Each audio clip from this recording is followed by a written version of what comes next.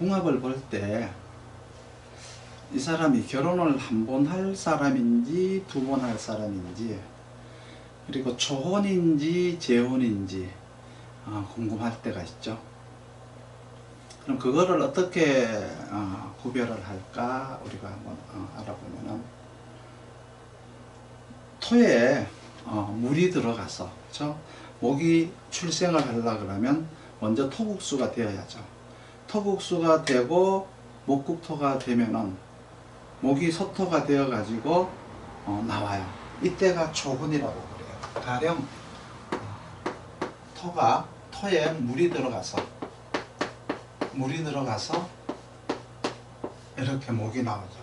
그래서 토국수가 되어서 목국토가 되어서, 그렇죠? 이렇게 수생목이 되는 요 시기를, 요 운이 이제 초혼을 하는 운이라고 보시면 돼요. 이렇게 생겼으면 요거는 초혼 운인 거예요. 또 재혼이라고 하는 거는 목이 화를 보고 나서, 그렇죠? 이렇게 나왔으면 한 번 결혼을 했죠. 그러면 목이 화를 보고 나서 또 싹이 난단 말이에요. 그러면 요거는 재혼이 되는 거예요. 그러니까 재혼을 하려면은 어떻게 병화를 봐야 싹이 나오는 거죠. 그래서 사주상에서 이렇게 땅에서 싹이 나오는 경우가 있고요. 이렇게 목에서 싹이 나오는 경우가 있어요. 그래서 땅에서 이렇게 싹이 나오는 스타일은 나중에 이렇게 되면은 이렇게 재혼을 한다라고 하는 예고가 들어가 있죠. 그래서 사주가 나무가 땅에서 나는 목인지, 그렇죠? 목에서 나오는 목인지 구분을 해야 돼요. 여기에서 땅에서 나오는 건지 나무에서 나오는 건 싹인지 구분을 해야 돼요. 그래서 목생활을 열심히 하는 나무를, 그렇죠? 목생활을 열심히 하는 목을 금생수를 계속 해주잖아요. 그렇죠? 뭐 경금이 됐든 신금이 되었든 계속 이렇게 금생수를 해주게 되잖아요. 이렇게 금생수를 계속 하게 되면은 수생목, 목생화, 이게 뭐냐 그러면 이제 결혼 생활을 하는 과정이 여기 들어있는 거예요. 결혼 생활을 하는 과정이 이렇게 들어있어요. 이게 다 결혼 생활을 하는 과정인 거죠. 금생수를 해줘야만이 이렇게, 그렇죠? 오랫동안 지속이 되는 거예요. 오랫동안 지속을 할 수가 있어요. 금생수가 오래 안 되면 어떻게 될까요? 뭐 화가 왕하니까 수가 고갈이 되겠죠. 그러면은 결혼 생활이 오랫동안 지속될 수가 없어요. 노부부까지 갈 수가 없는 거예요. 그리고 또 하나를 이제 보는 거는 뭐냐 그러면 금극목을 할 때가 있어요. 사주가 금극목을 할 때가 있는데, 목이 지나치게 왕해서 금극목을 하는 경우가 있고요. 목이 지나치게 많아서 금극목을 하는 경우가 있어요. 그러면 지나치게 왕하다라고 하는 개념은 가령 이제 뭐 이렇게 간목이 있다.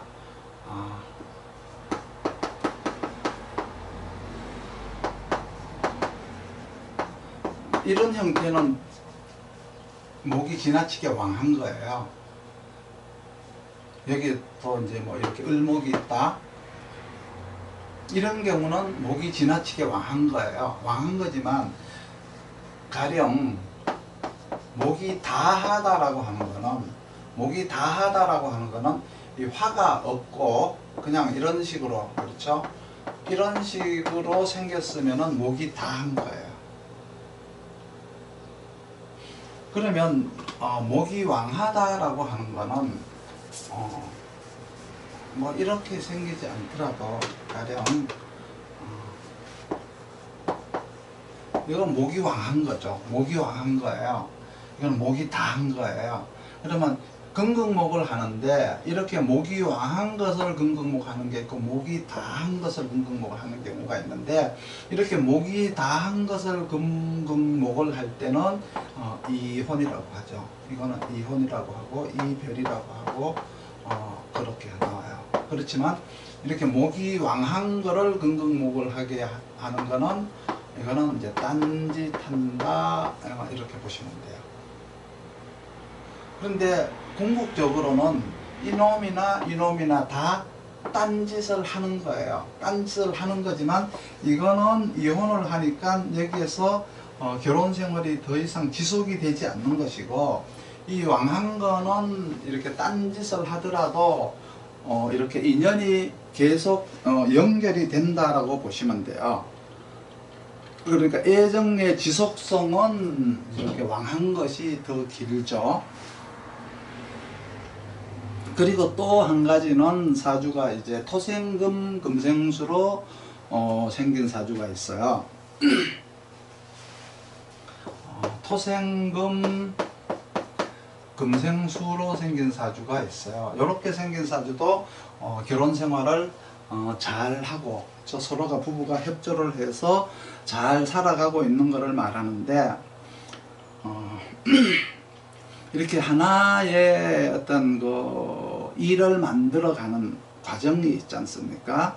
수생목, 목생화가 되는 거고요. 하나의 과정은 수생목, 목생화가 되는 것이고, 만들어가는 그 과정을 세상에다가 이렇게 알리는 거는 토생금, 금생수가 되는 거예요. 열심히 노력해서 조광지처럼 이렇게 수생목, 목생화로 뭔가를 이렇게 이루어 놓은 거를 세상에다가 열심히 알리는 거를 토생금, 금생수라고 하는데, 이 과정에서 이제 토국수를 하게 되면은 이 과정에서 토국수가 나오는 거예요. 그렇죠? 토생금해서 금생수를 하고 있는데, 가령 신임을 하고 있는데 운에서 딱 와서 토국수를 이렇게 해버리죠. 이렇게 했을 때 이때는 또 어떻게 돼요? 다시 물을 흘려보내려고 하니까 다시 경금을 쓰든지 신금으로다가 통관을 해야 되죠. 통관을 해야 되는데, 이때 신금이 이렇게 원활하게 능력을 갖췄으면 신금으로다가 다시 이렇게 통관을 해도 되는데, 대개 이렇게 경금으로다가 통관을 하게 돼 있어요. 이렇게 됐을 때 이거는 또 이혼을 하는 거예요. 이혼을 하고 딴 사람을 보는 거죠. 그런데 이렇게 토국수로 물을 막았을 때 신금으로다가 여기에 이제 이렇게 통관을 하는 경우가 있어요. 그렇죠? 요 경금이 아니고 만약에 신금으로다가 통관을 한다 그러면 이때는 또 딴짓이라고 해요. 여기 신금으로 하면은 요것도 딴짓. 만약에 이렇게 경금으로 하게 되면은 이혼. 이렇게 보는 거예요. 신금보다가 경금이 훨씬 더 멋있어 보이거든요. 더 멋있어 보이기 때문에 이렇게 이혼을 하는 거예요. 신금으로 통관을 하게 되면은 이때는 그냥 약간의 딴짓을 하다가 만다 이렇게 보면 돼요. 그래서 토생금 금생수에서도 하나의 어떤 문제가 나오고, 또 이제 여기 요렇게 목생화에서도 그렇죠? 수생목 목생화에서도 금생수가 되면은 오랫동안 결혼 생활을 지속할 수 있지만은, 여기에서도 이제 금극목이라는 현상이 나온다. 목이 다하냐 목이 왕하냐에 따라서 딴짓을 하느냐 이혼을 하느냐. 이건 토국수에서도 마찬가지로 토가 물을 막았을 때 경금으로 이렇게 금생수를 하면은 이혼, 신금으로 하게 되면 또 딴짓, 이렇게 구분을 하시기 바랍니다. 그리고 이제 어느 날 또 이렇게 운에서 갑자기 이제 이렇게 갑목이 이렇게 목생화를 이렇게 잘 하는 운이 왔어요. 그런데 이렇게 을목이 목생활을 잘 하니까, 간목이 목생활을 잘하면 을목이 나오게 돼 있죠. 줄기에서 나무가 잘 크니까 가지가 뻗게 돼 있잖아요. 그럴 때 이제 딴짓을 하는 거예요. 그럴 때는 이제 자칫 이거는 이제 그 임신수라고 해서, 그렇죠? 간목이 병화를 이렇게 봐서 을목이 나올 때는 이걸 임신수라고 해서 바람을 잘못 피면은 이때는 임신을 할 수도 있어요. 그래서 간목이 있고 을목이 있으면은 목에서 목이 나오는 거죠. 그런데 사주에 목이 하나밖에 없으면 토에서 목이 나온다라고 보시면 돼요. 사주에서 갑을목이 같이 있으면은 재혼할 확률이 높아요. 그러나 갑을목이 같이 있지만은 병화가 있어야 재혼할 확률도 높고 이혼할 확률도 높은데, 갑을목이 같이 있는데 병화가 없으면은 그거는 이제 그럴 확률이 없어요. 별로 없어요.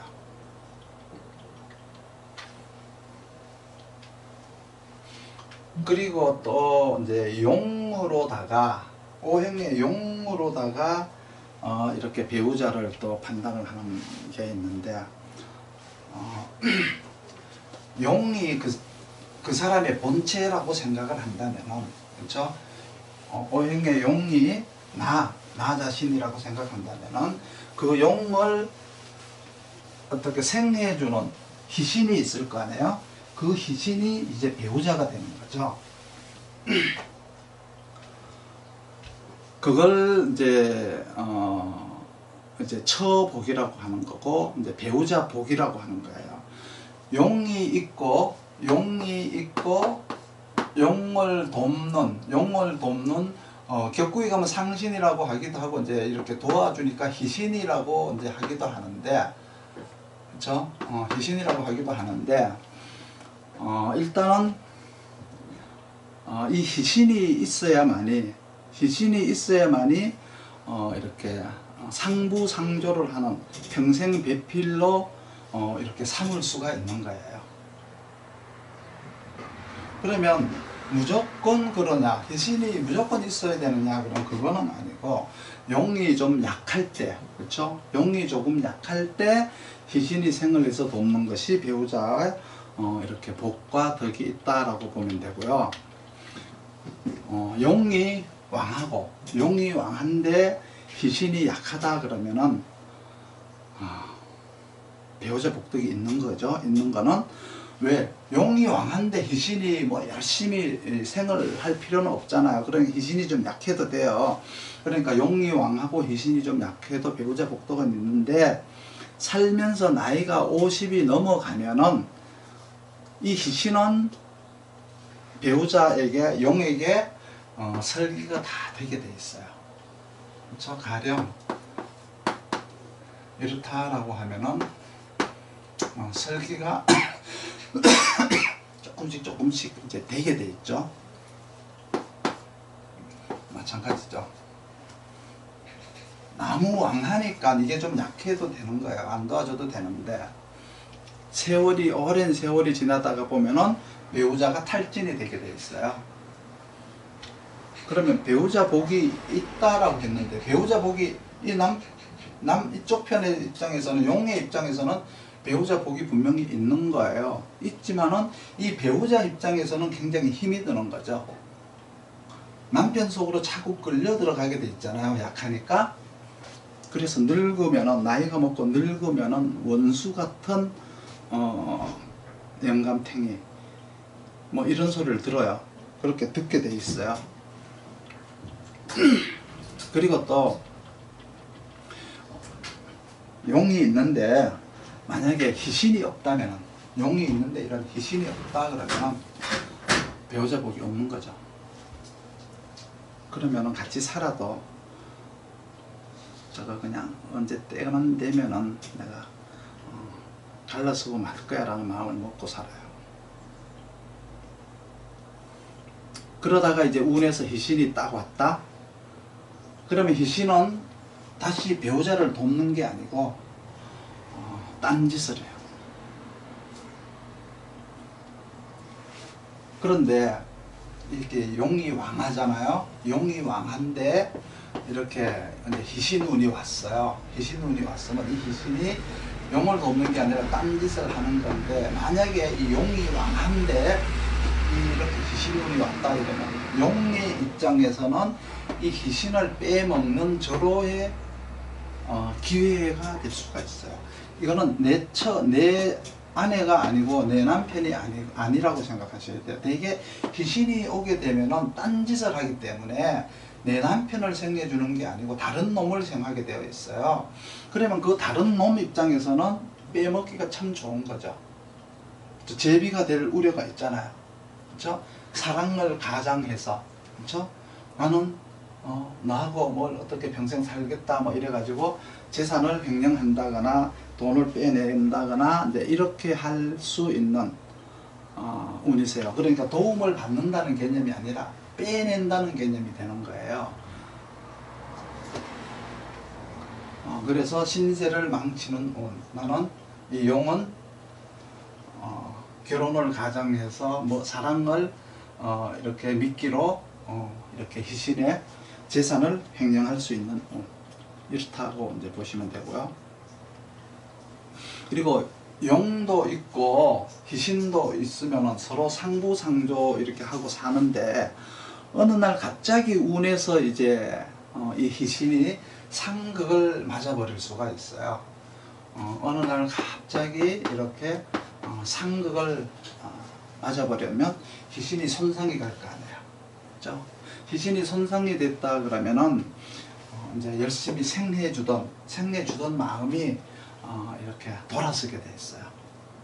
그렇죠? 그러니까 해주기는 해줘야 되는데 해야 되냐 말아야 되냐, 저놈한테 그냥 잘 해줘야, 지금까지 잘 해줬는데 뭐 이렇게 지금까지 돌아온 건 없다 이렇게 이런 의미도 되고요. 얘가 이렇게 그걸 한다는 의미는 그래요. 와서 야 너 서방한테 잘 해줘 봤자 이 새끼 결국은 너 돈 벌면 딴 여자 볼 거야 뭐 이런 식으로 와서 이렇게 꼬드기는 거예요. 유혹을 하는 거죠. 그러면 얘가 생을 할까 말까 망설이다가 이렇게 딴짓을 하게 돼요. 그러니까 희신은 항상 뭐예요? 나는 받을 권리 없음, 줄 의무 있음. 그렇죠? 나는 늘 주고만 살았는데 내가 안 주니까 갑자기 얘는 받는 것 같은, 그렇죠? 이 의무를 안 함으로 자기는 받는 것 같은 착각을 드는 거야. 그런 느낌이 드는 거예요. 그래서 다른 데로 전향을 하게 되죠. 그래서 이혼을 하고 다른 곳을 찾아갈 우려가 있다는 거예요. 그리고 또 화가 용인데 목이라고 하는 희신이 없다면은 목이라는 희신이 없다면은